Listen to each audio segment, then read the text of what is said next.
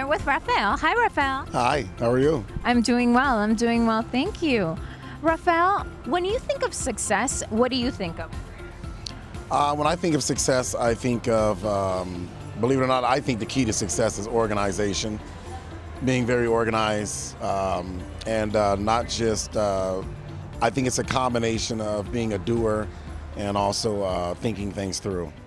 I think too much of one or the other is a recipe for failure. And you're totally right, because so many times I have people come in and one of the things that they mention is that they want to get something done, but since they don't work on it, nothing ever happens because they don't have that consistency, that follow through. So that's so important. Exactly. Absolutely. I totally agree. You are successful. I mean, what do you do?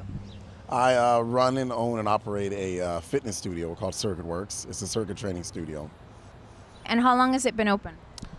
Oh gosh, in this location 3 years, in the previous location about 5 years. What is the next step for you?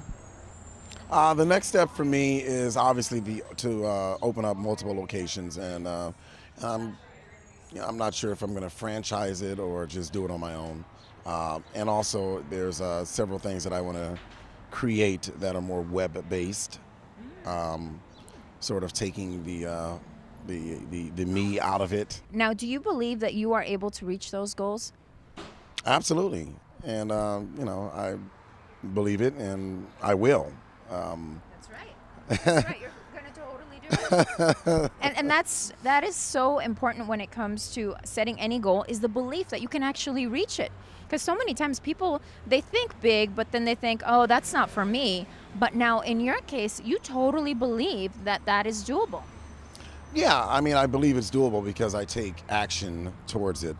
I think a lot of people, like you said earlier, talk about it, and some people even go as far as researching a lot about it, but they don't actually, take action. And I've realized throughout the years in being in business that it's a balance between the two. It's a balancing act. Yeah, you have to do the ample amount of research, but at some point you're going to have to pull the trigger.